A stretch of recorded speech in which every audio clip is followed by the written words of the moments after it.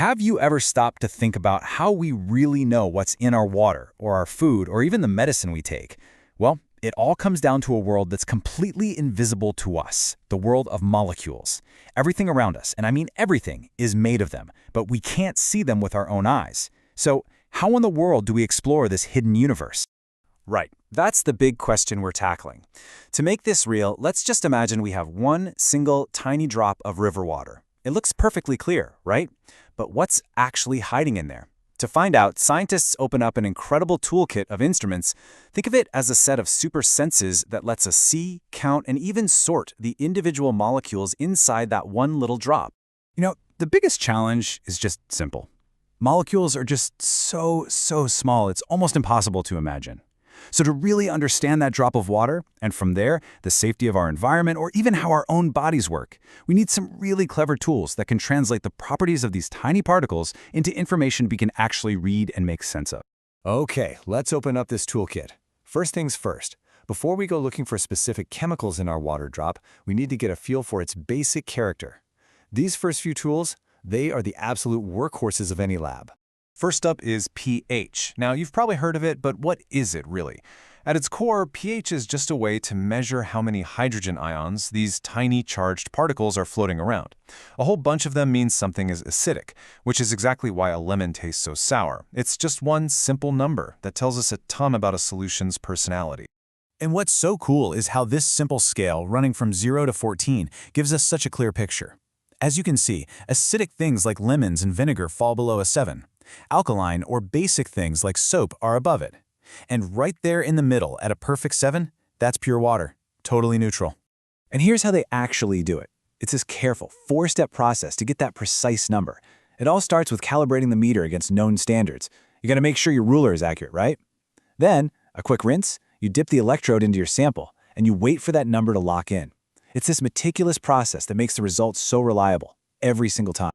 All right, next up in the kit is a tool that measures electrical conductivity. This basically tells us how well our water can carry an electric current. Now, why would we care about that? Well, because that current is carried by ions. So this measurement gives us a really quick way to estimate the total amount of dissolved stuff, like salts, that might be in our sample. Okay, let's move to the next tray in our toolkit. Measuring properties like pH is great, but it doesn't tell us which specific molecules are floating around in there. If we want to actually see them, the answer, amazingly, is light. This one idea is the heart of a technique called spectroscopy. It's so cool. Just like your fingerprint is completely unique to you, the pattern of light a molecule absorbs is unique to that molecule. So by shining light through our water sample and seeing which parts of the light get soaked up, we can identify exactly what's inside. It's like a police lineup for molecules. And the secret to all this is a famous but surprisingly simple equation, E equals h nu. All it means is that the energy, that's the E, of a light particle is directly tied to its frequency, that's the nu. So as you can see, high-frequency light like violet light is super high energy, while low-frequency red light is much lower energy. This simple connection between a color and its energy is the key to everything. And here's why that matters so much. A molecule can only absorb a particle of light if its energy exactly matches the energy needed to jump between its internal energy levels. Think of it like a ladder. A molecule can't just absorb any old random amount of energy. It has to be the perfect amount to get from one specific rung to the next. Not a bit more, not a bit less. And this table maps out that relationship beautifully. For a really big energy leap, like making an electron jump to a whole new shell, you need the serious punch of high-energy ultraviolet or visible light. But for a much smaller change, like just making the chemical bonds themselves start to vibrate and wobble, the gentler energy of infrared light is all it takes. Okay, so we can identify molecules, but how do we know how much of a certain chemical is in there? That's where a rule called the Beer-Lambert law comes in. It creates a simple direct link. The more molecules you have in the light's path, the more light gets absorbed.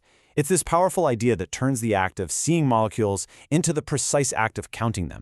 And the instrument that pulls all this off, the spectrophotometer, is actually pretty straightforward. It starts with a light source, then it picks out just one very specific color of light, passes that light through our sample, and finally, a detector on the other side measures how much light actually made it through. The light that's missing? That's what the sample absorbed. Simple as that. To get a feel for infrared spectroscopy, just picture a chemical bond as a tiny guitar string. It's a great analogy.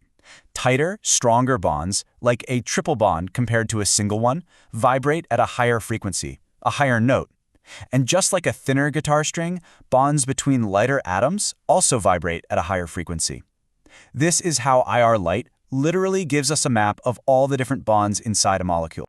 So, here's a crucial point. That drop of river water we're looking at, it's probably a messy mixture of dirt, algae, chemicals, you name it. Before we can accurately identify a specific pollutant, we often need to separate everything out first. And that's where the next set of tools in our kit comes in. Say hello to chromatography. It's a brilliantly simple but incredibly powerful technique for separating things. The whole idea is to start a race. You force a mixture through some kind of medium, and because different molecules run at different speeds, they naturally separate from each other over time. Now, this race has two key players. You've got the mobile phase, which is the liquid or gas that acts as the pusher, carrying everything forward. And then you have the stationary phase, which is the grabber, a surface that tries to hold on to the molecules.